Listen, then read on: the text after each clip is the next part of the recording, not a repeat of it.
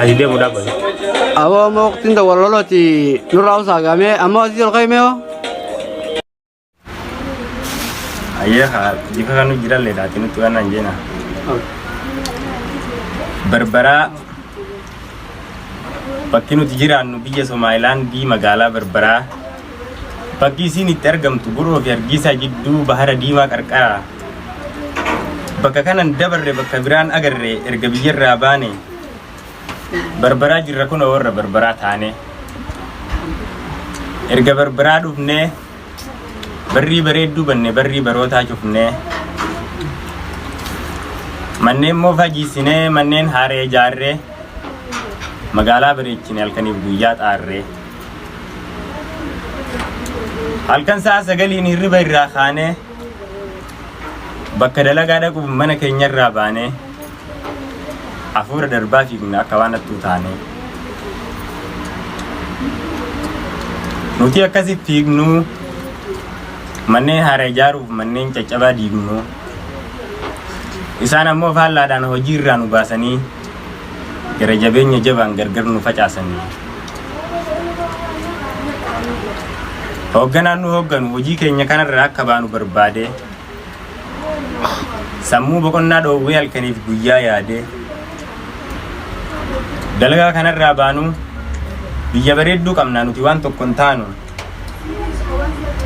kan waa taanu se'ee gamaaf gamana ce'ee booda akkas nuun jee isin arguun danda'u isiniin baasa dafee arrabsamuu mudanne galanni keenyaafee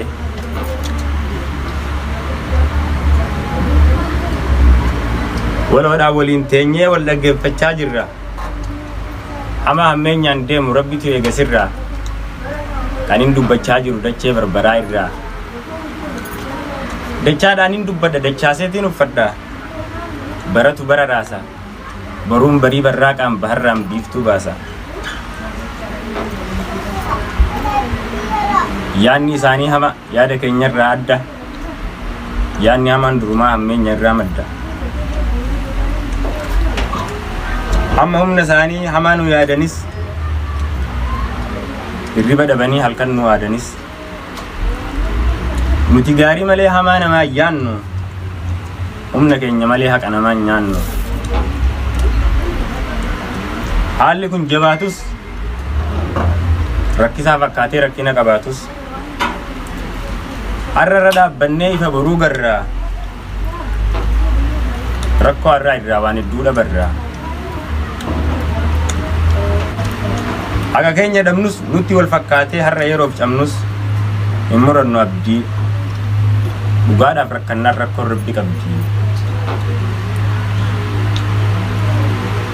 rabbiin hunda caalu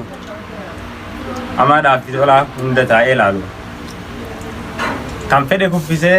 kan fedhe ol kaasa dhugaarra dhabne boru boollaa baasa fedhu faanoo malee farda isaa yaabbatu yoo fedhe dheeratee fedhu gabaabbatu osoo ilmi jiruu ormi abbaan dhaalu yeroodhaaf fakkaatus yeroodhaaf malee dharri dhugaan caalu biyya namaa ijaaruuf yeroo dheeraa fiigne fayyaatti dhabnee lafeen itti cabne yeroo hedduuf dhiigne biyyi namaa nu ga'e biyya keenyatti galla nu tollaale malee biyyeen keenyaa callaala tajalli bishaanii ta gubbaan midhaanii ta ormi irraa nyaatu firii irraa guuree fira isaaf laatu biyya bareedduu qabna nu irratti hojjannee maaliif nyaachuu dhabna kan darbe haa darbu hamaan dhiisu rabbuu isa darbe dhiisa isa goge jiisa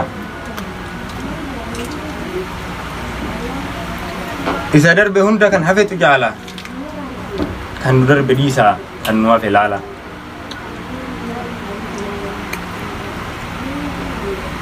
yoo murannoo qabaanne yoo mariidhaan jabaanne yoo gajjennee hojjenne yoo hojiidhaaf onnanne rakkoo keessaanii baana biyya keenyas ni jarra abbaa biyyaas ni taana.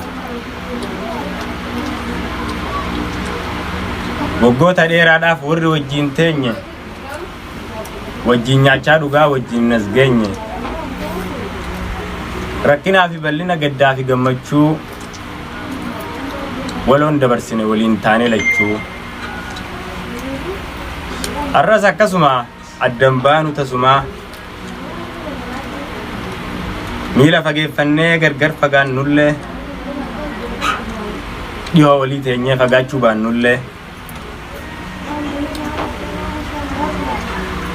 yaadaa wajjin jirra yaadaa wal agarraa kan addaan nu baase hunda keenyaa carraa erga deemneen booda deebinee ol gaafachuun nu hundaafuu qooda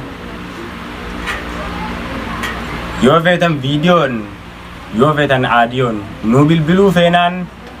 pilaayistoor seenaa gabbuufadhaa aappii yoo feetanis iimoo feetanis waasaappii meeta kan siif hima gorsa kiyya cimaa qalbiidhaan na dhagayi galma milkii gayi waggaa deemuuf kaatee manarraa gabbaate ollaa kan kee hunda tokko hin irraanfatin tokkos hin qaanfatin kana qofaa miti kaan birallee dhaqi kaan birattis maqi jehiini nagaa innaa ture nagaan deemee galaa karaa koonaaf nagayaan galaa galatooma